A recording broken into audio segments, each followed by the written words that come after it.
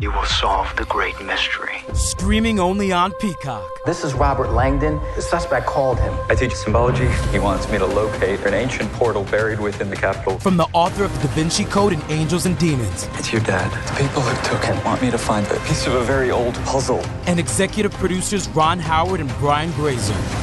We have to finish this or my dad is dead. Dan Brown's The Lost Symbol. Streaming now with new episodes every Thursday. Only on Peacock. Expose yourself. Ooh. Show 'em what you're all about. Dragged out.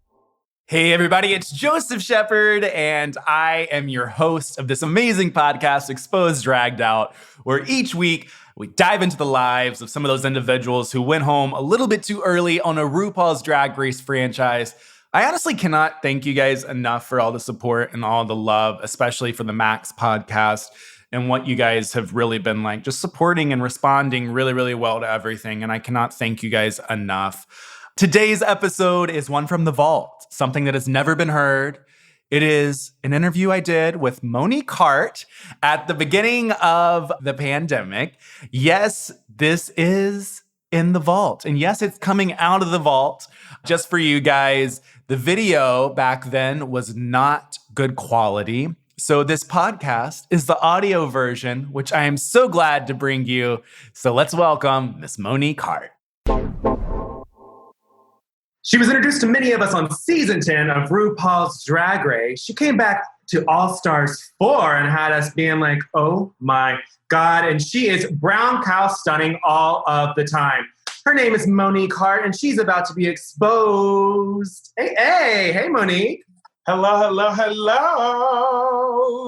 All right, so I want to do a little deep dive into your life. You know, I was getting ready for this interview, and I told myself, you know what? I don't know what the fuck print this is, but I'm wearing this print because I think it's a little bit of leopard, a little bit of cheetah, a little bit of giraffe, and there's probably a brown cow somewhere on this print.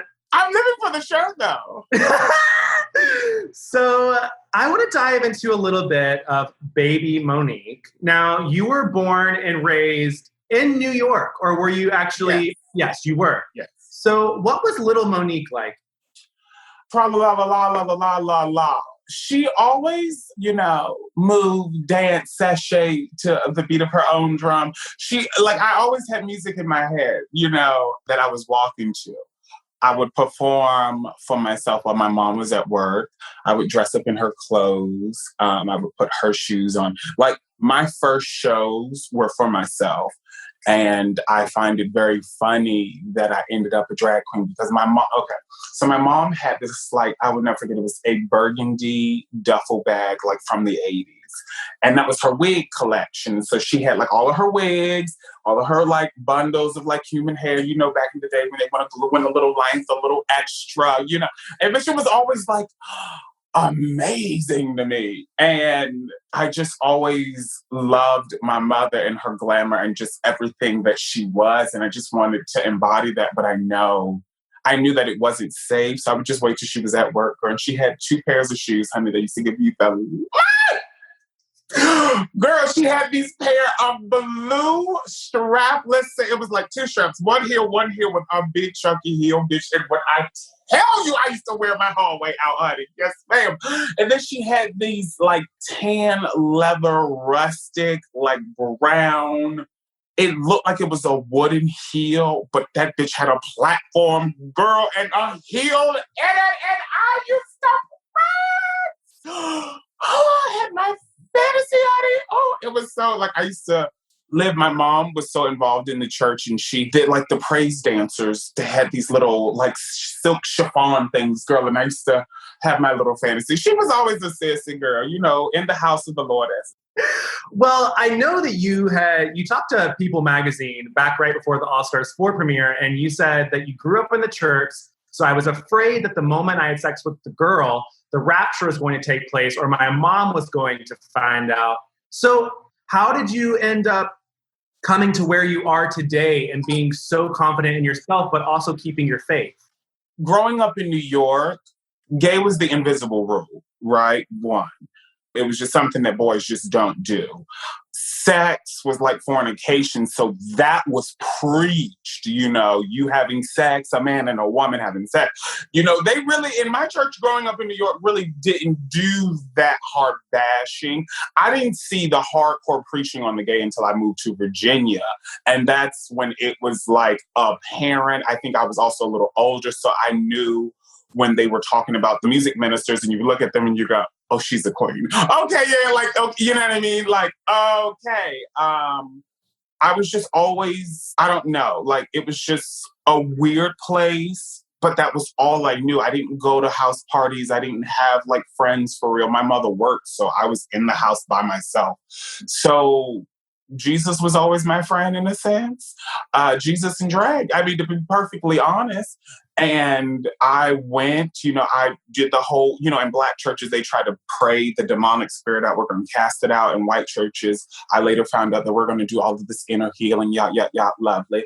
But nothing changed orientation. Everything was about behavior.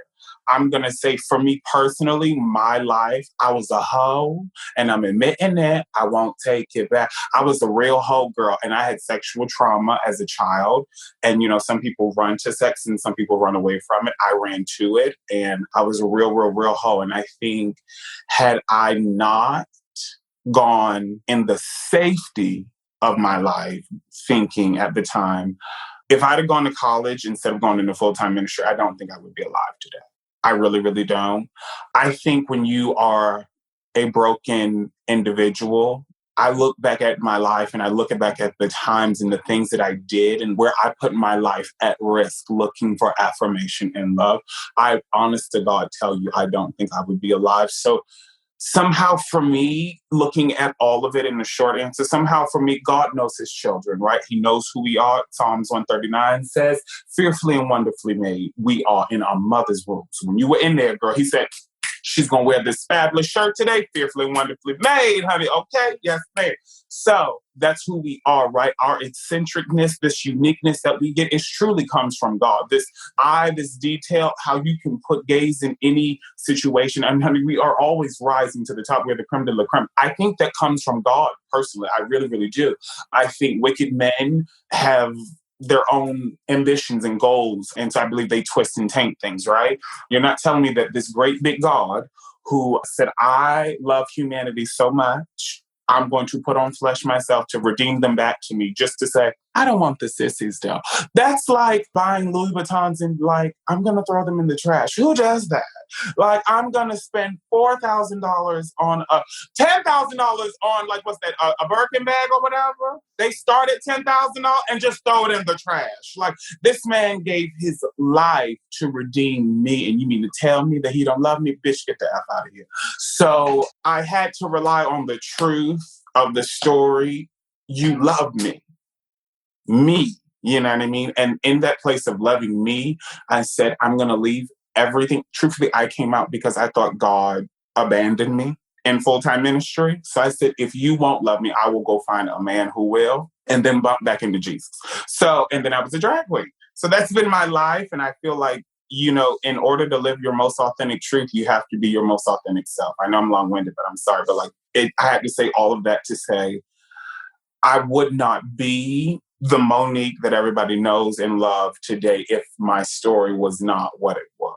I think a lot of times, especially in our community, we have a lot of bad past. Everybody has a bad past, but that ends up shaping you into such an amazing person. And, like you said, you were the heart of season 10 when you came in the workroom. That's what you said. And I really do think that, these experiences that you had have shaped who you are, have made you have such a heart, such compassion. So when you started actually getting into drag, when was the first show that you had? And I know also your name wasn't always Monique, was it? Always was Monique. I tried to change my name after I was already Monique Hart for like 3 years. I had some skinny little boy with high cheekbones and he wanted to be my daughter. And he was like, his name was Azalea or something like that. So I thought my name was going to be, his name was going to be Christina and my name was going to be like Azalea or something like that. Or no, Ariana Styles was going to be my name. That's what, and my friend was like, bitch, don't nothing look like Ariana or Styles about you, bitch. Change it back. No, ma'am. name. No, you're actually right. My name was Cutta Bitch. Then it was Monique Hart. And then I hated Monique Hart. And I was trying to be Ariana Styles. And then went back to Monique Hart. Yes. Okay. First show, October 14, 2011. I was hosting Boy Bar, Kansas City, Hamburger Mary's, 18 and up show. The boys would go outside, drink in their car, and then come inside because, you can't drink in the bar. Lovely. And then we were like, bitch, stop that. Anyway, cute. And then the daddies were over in the corner secretly trying to get them drunk. Bitch, don't fuck up and lose our liquor license. Like, no, ma'am. Anyway, I did my first night on the mic, and they were like, we want you to host everything. True tea. And I was like, I'll do drag once. Like, whatever, right? Did it once. I started hosting charity bingos, and within 6 months, I was hosting drag brunch. Baby queens don't do that. New queens don't do that. I had my face down within the first 5 months. I was doing the damn thing, and it just seemed right. It seemed like, for me, I found that place of going from the pulpit saying, hey, the Father loves you, to wearing platforms saying, hey, the Father loves you. And it just felt right. And I just kept with it. And girl, you make money when you're pretty and talented. What do you think it was that ended up pushing you to be able, in 6 months, to be able to hosting something like that? I'm going to tell you for a fact, I know public speaking is what I do, right? Lovely. All of my years of being a teacher, a preacher, a pastor, all of that, right? Lovely. And bitch, I'm funny. So that, and this is no shade, but this is facts. And this is also colorism and racism all in the, so here you go. Kansas City had maybe 4 or 5 black, actually, and I'm going to say this, there were 5 when I came on the scene, black queens that were working.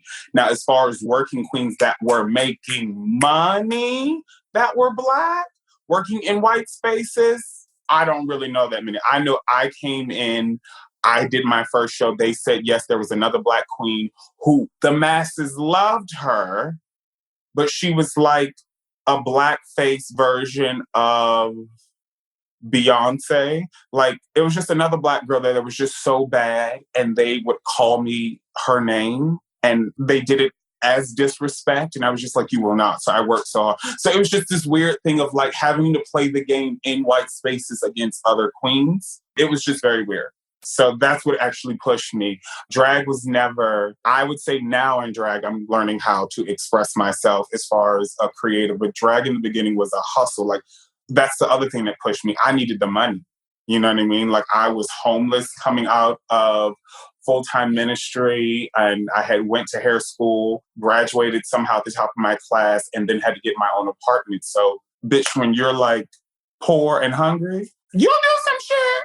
So we fast forward to the year 2018, and you're announced as a contestant on season 10 of this little baby show nobody knows about called RuPaul's Drag Race. What is it? Yeah, I think it's called RuPaul's Drag Race. I think you're right. That's Project Runway. Now, was that the first time that you had auditioned for season 10, or had you auditioned previously? I auditioned to be on season 8, and bitch, when I tell you, I was bitter! I was so bitter, I didn't hear nothing back. I mean, bitter, bitch. I was like, what? And then when season 9 came, I was just like, oh, whatever with the show, right? But I know who Shea Coulee was, so I was like, oh, she's fabulous, right? And then I'm not gonna lie, Valentina is puss, okay? She is very puss. So, even though I was secretly like, but you're like, what is she doing now? And then Sasha Velour, but she's very puss.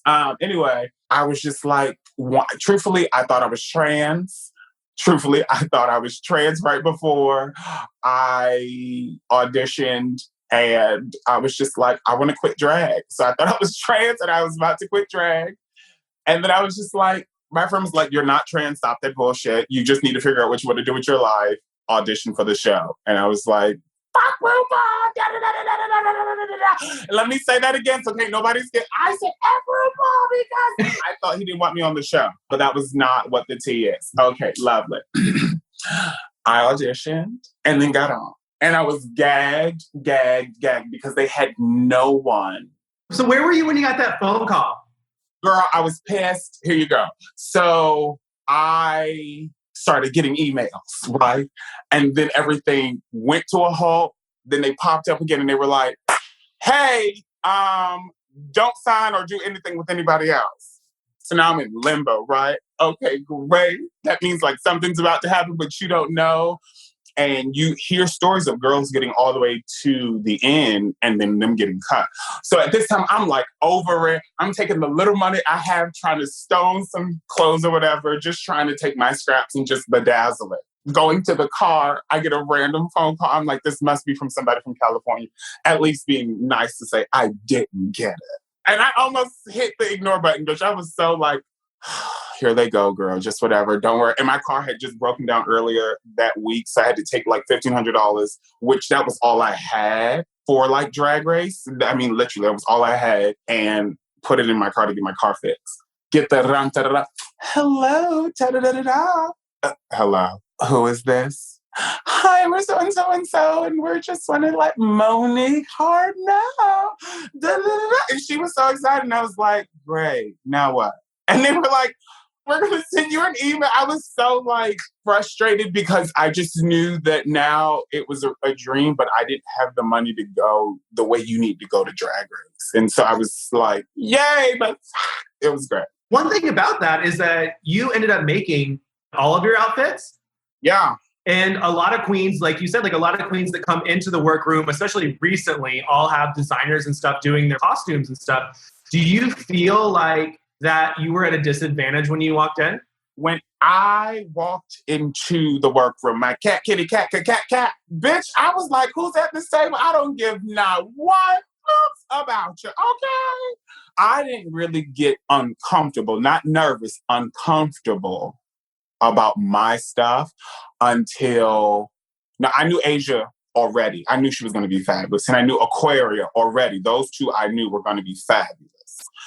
But I didn't get nervous until like everybody, like they brought our drag in and people started to hang their stuff up. And I just remember, and I was just like, well, bitch, I'm a model it. Like, honey, when it comes to, if it's a trash bag, bitch, I will model the hell out of it, okay? But that's what, like, I'm not going to lie, like seeing, when I saw bitch, I was just like, that's what it is. But I mean, your looks were you were always turning your looks. It wasn't like you were wearing a trash bag. No, they weren't. But this is what I learned about Drag Race. Drag Race, you don't go on Drag Race because you are that it girl of the show. You go on Drag Race because RuPaul thought that you are fabulous. That's it, right? That's why you're on the show, because he thought you were fabulous and wanted you to boom. When you get there, you need to show the world. Hi, world. Hello, America. I am a superstar. I know I'm a superstar, and this is why I'm a superstar, right? So if you are a superstar, then you need to show that you look like one. Superstars look like money, right? Now, superstars who have great concepts that may not be expensive but fiercely executed are still pushing our superstars. I'm going to say, me and my friend had this conversation, Evie Oddly, right? Evie, her octopus look, her orange look, and she had another one, like, in her finale look when she did, she lip synced against Akira. I thought, like, they were not expensive. Like, she paid money. But the whole concept, you were like, oh, bitch, I would wear it. Actually, I would take the same concept and probably get somebody like Moschino, redo this. You know what I mean? Like, it was that push. It was very, very good. Girls like that who have a full conceptualized, you can look past the lack of expensive taste or quality because it's conceptualized to other girls that you may look good, but you look like a good girl that's about to go out on a Friday night, not on an international show. And that's the difference. And you don't really learn that unless you catch that before going on or after. That's a good point. And I never necessarily thought about that because it makes perfect sense. Look at All-Star 6. I want you to eat, once this is over, just go look at All-Stars 5. Sorry, All-Stars 5. And just look from coming in. Who showed you I am a superstar and who showed you I'm coming up to work again? There is a difference. RuPaul, I mean, the judges, Everybody wants to get on them. And this is the hard thing. And, people want to bring race into it, which it is true. These girls, Gigi has resources, right, that other girls don't have. So Jada cries because she goes, y'all say it's just a cute dress. Well, when you've had nothing, a cute dress means everything to someone who's had it. And now, you know what I mean? You can never compare we're fighting at different levels. And so now I would tell anyone who's going on Drag Race, honey, no matter what your budget is, you have to have good taste. It has to be executed well. Okay, sorry to talk about that, but yeah. You're good. One thing that everybody loved during season 10 was you directing yourself and your acting challenge. Now, let me ask you a question. Have you ever wanted to get into acting? Yes, that's why I moved to Los Angeles. However, I didn't know where to go, so I didn't know where to audition. Yeah, I mean, I grew up in church where we did the Easter cantata, honey, okay? We gave you the production, honey, the Viva de la Rosa, girl, okay, girl? Girl, those Christmas productions, girl, I mean, you had to say your lines, girl, and be, I mean, it's just there. And I'm a Gemini. I'm the only child. I'm very loud spoken. I'm a very powerful person. So when I walk into a room, I'm such a visionary. I'm like, it needs to be this here, dot, dot, dot. You know what I mean? It just has to look at certain. And when I was in that moment, do it again. Michelle's like, wait a minute, bitch, this is my job. I'm like, but sis, I can take your check if you let me. Okay, don't mess up. Okay. So very there. When I was asking people what questions they have for you, everybody kept talking about this moment that was never aired on the show that just came on YouTube, and it was you wearing Blair's Beyonce wig. Yeah, they put it on the whatchamacallit. Girl, I just love to play in wigs. That's like I said, my mama had a bag of wigs, girl. I got one over here on the side right now. Like, I just love hair. I just saw my mom. She would change her, if she wanted the bob, girl, she was feeling that, and that's how she was given. If she wanted this big hair, girl, that's what she was given. It was, each wig had a different expression. I think that's why it's always hard for me when I go to New York and try to perform. I'm like, y'all want me to stay in this one look? No, girl, I want to give you something else for the next one, girl. Let me change real quick. They're like, no, bitch. Standing for 45 minutes. I can do that, but I've sweated this one out. Let me give you, very bad. But I mean, Blair, it was cute. And I was like, girl, you don't need this. And also, bitch, if I could get the wig, my drag collection at the time was just, girl, thank God for the glow up. Okay, let's just say that. Thank God for the glow up. Okay, just thank God for the glow up. Well, there was another moment that ended up spawning a catchphrase for you. Ended up into a song for you. Ended up into what's on your head for you right now. So it's the Denim and Diamonds runway. You walk out. You have your denim jacket on. You have that top on. And Michelle says it's not a brown cow and it's a giraffe. What went through your head? Because also, I talked to you on the red carpet of the finale. And we played a little game of brown cow or giraffe. And my thing is that I felt in my head that actually it was a brown cow. Girl, look, I saw the letter. They sent us the letter, and I saw the list, and it was like Denim and Diamonds, da-da-da-da. Now, the last time they did Country Couture, I think the last Black girl who did country was Mystique, and I was just like, oh, no, ma'am. Like, she did it wrong, right? We remember that. She did the whole cowboy spin. It was bad. She did the whole death drop split for whatever. Okay, cute. So I wanted to give like the whole little tassel thing. And then I'm like, cowgirl, brown cow? Well, I'm brown. They're going to live for it. I just knew they would live. I just thought they were going to live. And then get out there. And I was like, I thought it was brown cow. No? Okay, cute. Whatever. I legitimately wrecked. Joanne's girl, she screwed me. What did you think in that moment when Michelle did call you out? She's dead wrong. I was like, I don't know who this woman is. Who is she? Where did she come from? What's wrong with her eyes, girl? She clearly can't see. I was like, giraffes. I was like, it's brown and like yellow or brown and gold. But I was like, this is brown and white. And I'm from the Midwest, girl. It's like, what are you trying to tell me, sis? I've seen this driving on the side of the road, girl.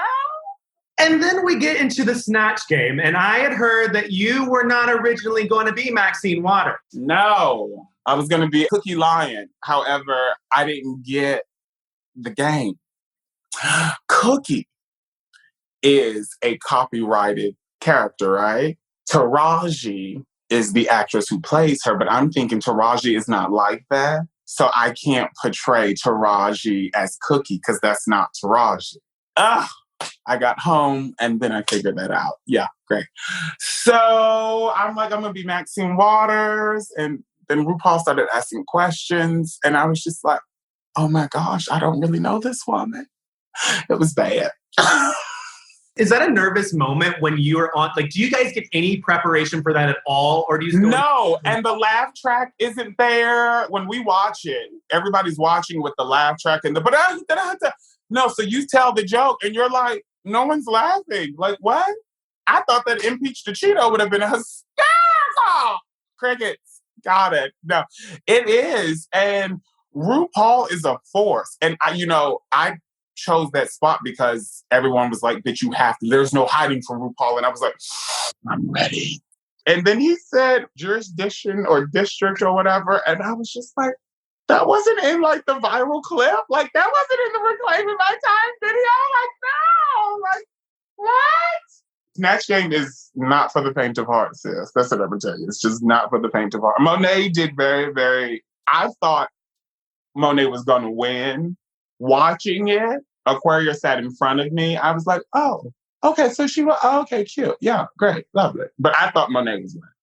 I can't imagine just being in that atmosphere because that seems like it would be the most stressful thing in the world. And then if there isn't a laugh track or anything, you probably already feel like you're going down because nobody laughs. Yes. And then you just like keep second guessing yourself. Yes. And you have to make sure your answer, like if you can make him laugh, or if you just saw somebody like make him like laugh and wail, you're like, bitch, I gotta get him. And then you say your thing and he's like, oh.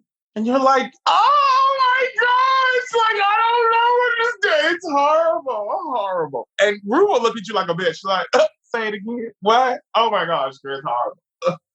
PTSD, girl. That's the one that does it for me, girl. Snatch Game right here, girl. I feel a hot flash right now. Wait. But what about the cut to the feeling lip sync that happened that night? See, you know what? I want to hit.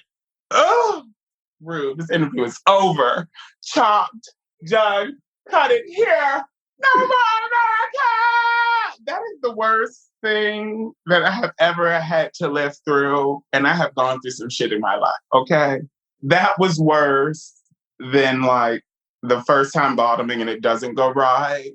And I mean, not even messy. I just mean like painful. You know, when you're like, hey, this is not vagina, okay? Like, there's a difference, okay?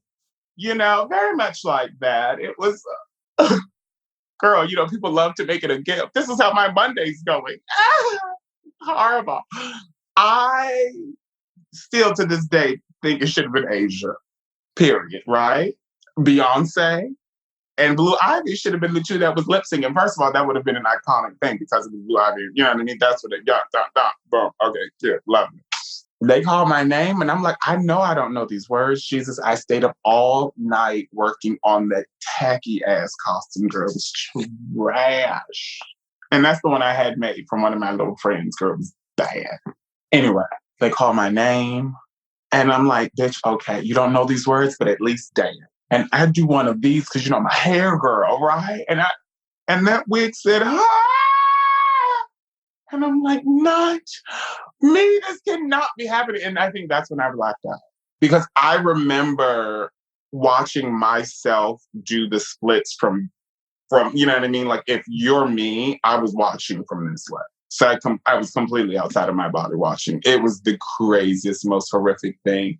Girl, I remember trying to do Trinity. Okay, so you remember in the finale with season 9 and Trinity does this whole tumble like thing to the end of the stage, is what India Farah does in the talent show, right? Girl, I tumbled here, but somehow I ended up over here, girl. It was so bad. And then I get up in Michelle and Carson, girl. They look at me like this. It was bad. It was bad. Well, you end up getting off of this season. Oh. And let's talk about something else that's bad, but it wasn't you. Let's do this. We get to the finale. And you ended up being a gift, a meme, everything in between for this face that you made when the butterflies were released. I felt so horrible because I had went back there and prayed with Asia that she would win in this catastrophe. And I said, I was so shocked. I was like, Lord, what happened? And I felt horrible for a while. I really, really did. Because I was just like, God, did you curse my prayer? Like, I really did. But then I thought about it. I was like, wait a minute, bitch, you can't put butterflies in plastic. And like, that's trapped on your body. So that's body heat. And then the heat I said, no, bitch, that had nothing to do with me. So it was iconic. I just remember being in the audience, and I remember I didn't know that there were butterflies until the performance was over. And then they started sweeping that floor of all the butterflies on the floor. And I was just in my head, I was like, and everybody was like, did she have butterflies? I was like, oh my gosh, it was butterflies. It didn't even hit me because I couldn't see anything. No, you know what I think would have been cute? Because I've thought about, how could I redo that? I think she would have needed to have some kind of like, in my head, Japanese kind of like magic, right? Some kind of paper wound up thing that they were like on a tension. So as soon as she opened, they just popped or whatever. Some kind of, that cameraman was so shady, girl, when he zoomed in on that one camera on girl. It was bad. I really did. I was like, no, Jesus, why did you do that to her? It was bad. Yeah. But then, thank God, I got on All Stars. Praise God. Woo, woo, woo. Praise God, because you go and you get on All Stars in 2018. But on that week, you end up releasing this track that I still, when I go out, it's always on my playlist. Brown Cow Stunning. I think it is the best song that's come off of the show. I'm always like, Brown Cow Stunning that's like it. I get it every single time. What made you take that and put it into a song? What was that from? The fans, I felt like my fans were threatening me. They were like, sis, if I don't get a song, sis, if I don't get a song, sis. And I was like, girl, let me make a song. And then I knew that once I got the call for All Stars, I was like, well, I need to do something. And I was like, oh, I could do it. And then RuPaul, I was like, oh, I could do a minute of this, right? And then RuPaul goes, so Monique, is that song on iTunes? And I go, yes, it is available on iTunes right now. And then I was like, oh, crap, now I have to finish the song. So I finished the song. It was great. I didn't think it would be as big of a hit because it's slightly traumatic, girl. It's slightly weird. You're like, what? Brown Cow Study? And people love it. Girl, I'll be in the airport. Miss Brown Cow? Lovely. Ace Hardware. Brown Cow Study? You're like, yes, girl. You see some dad with his children. They be like, you a drag queen, right? Brown Cow. You're like, yeah, it's just crazy. So it's been a weird blessing, but I'm very thankful.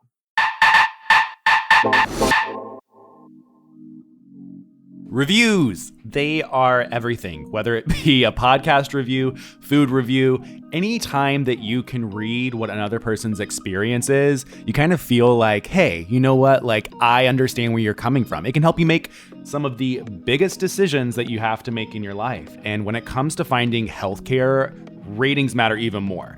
And that's where ZocDoc comes in. ZocDoc is an app where you can compare doctors by their ratings and read reviews from real patients, so you can find and book highly rated local doctors. It has been so eye-opening just to be able to see where I'm going to go before I actually go there, because I normally have always dreaded going to the doctor before I ended up using ZocDoc. So just download the free ZocDoc app, the easiest way to find a great doctor and instantly book an appointment. With ZocDoc, you can search for local doctors who take your insurance, read verified patient reviews, and book an appointment in person or by video chat.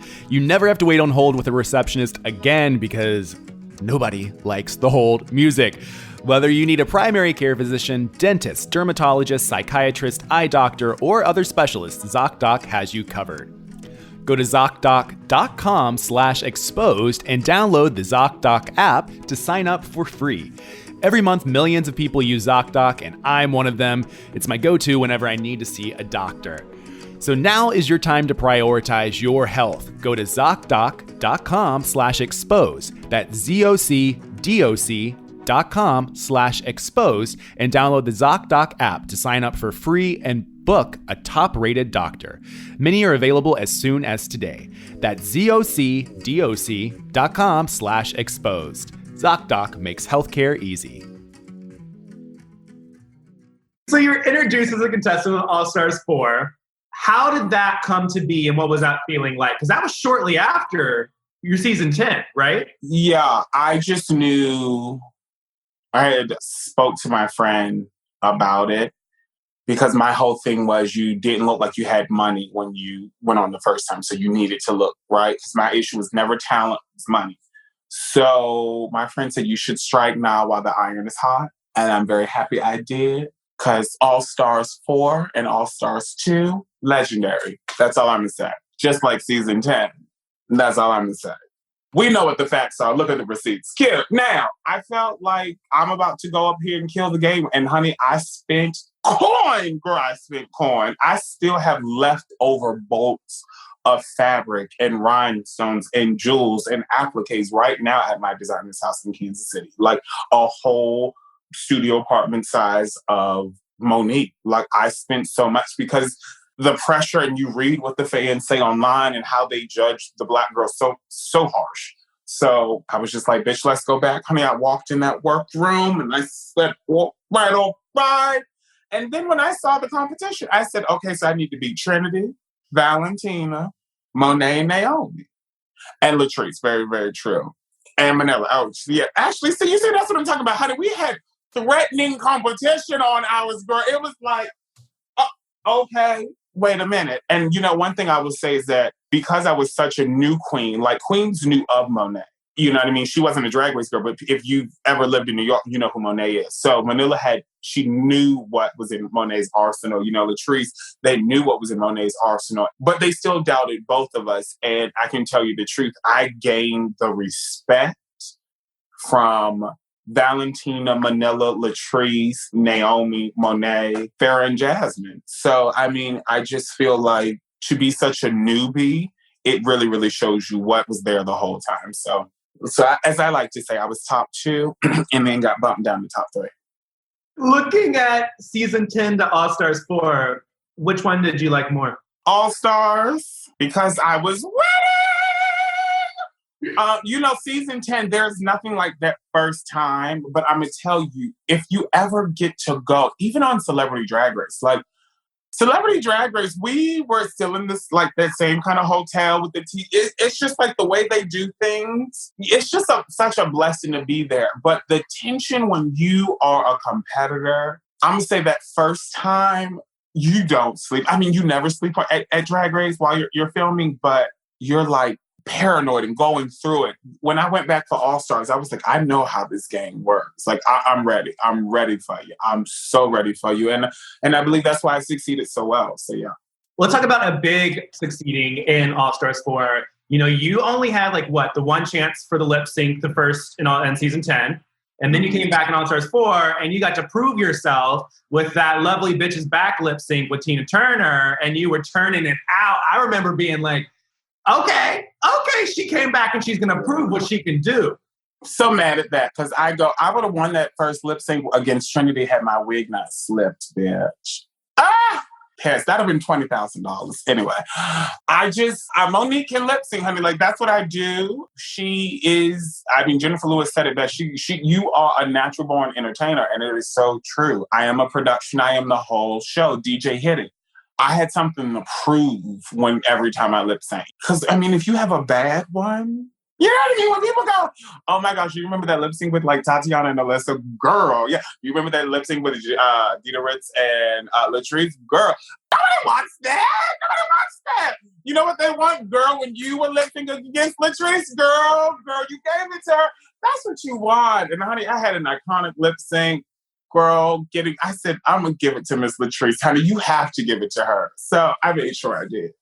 Well, looking at it, statistically, you did the second best within the top 4. Now, let me ask you a question. Do you think that you should have been in the top 2 and competed against Trinity for the crown? I'm going to say I thought it was me and Trinity. Trinity thought it was me and her. Honest, I was very what? But I knew it. I knew it. If you go back and watch it, I'm going to say they gave me a lovely edit because I was so pissed. So they gave me a lovely edit. But when they talk to Monet, you can hear how they're talking to her and the tones in their voice, how excited they were and how they praised her. And when it got to me, everything was just down here and da-da-da-da. And I said, okay, I got it. And then I just had the last little bit of hope just being up there in that final moment. And then boom. So, but looking back, hindsight being 2020, $100,000 would have changed my life. But I will say, like, Monet X Change is the rightful winner. This is why. She's invested into the brand. I'm not invested into the brand. Monet watches. She's an advocate watcher. She's an advocate for the show. She's like, she can tell you, da-da-da-da-da. I can tell you, I watched season 1, not like fully because I was in full-time ministry. I watched season 2 right before I left full-time ministry.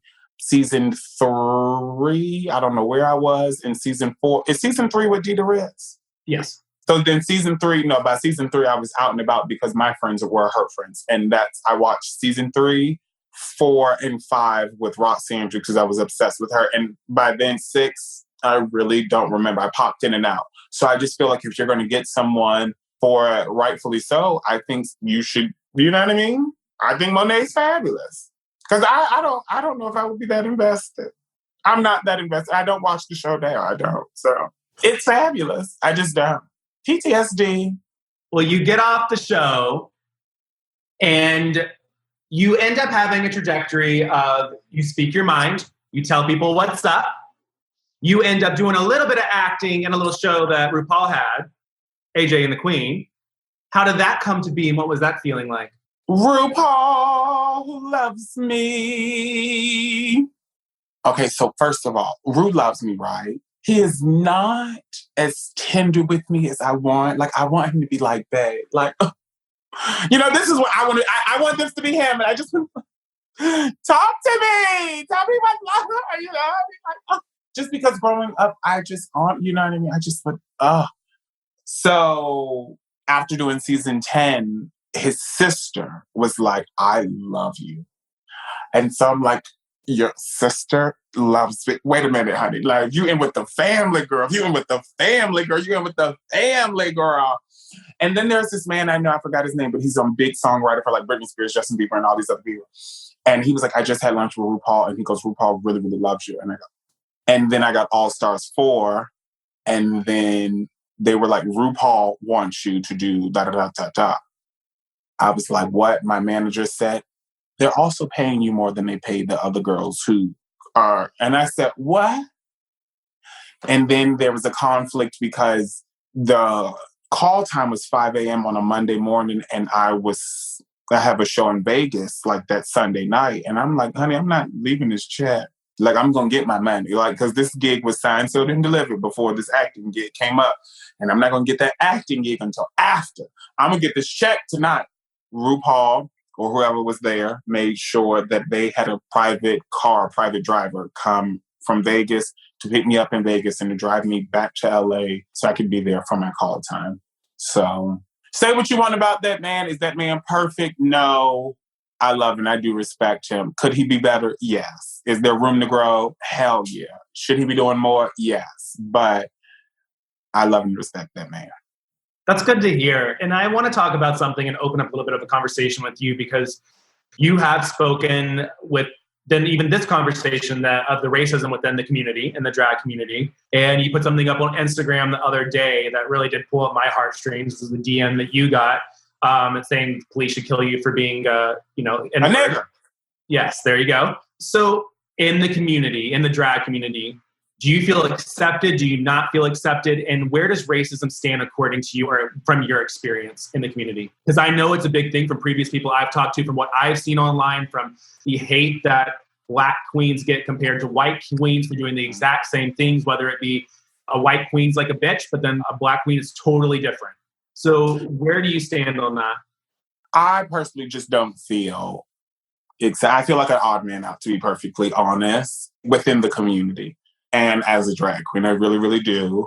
I don't think that's because of Drag Race. I think that's just as a whole, as an individual, I just feel very much an odd man out, which is also why I don't do a whole lot on social media and try to compete for the attention, just because I just know, even since I was in high school as a child, I've just always been odd man out. So it is what it is. Being Black and seeing, I will say this, I just had another interview and I will say that we forget that gay culture is a subculture of white culture. And within the gay community, queer people found safety from the outside world that was saying, we hate you, right? And so there was a community and a sense of a bond that was formed. However, we cannot say that the same racism that is here now wasn't there then. It just was a little differently, you know?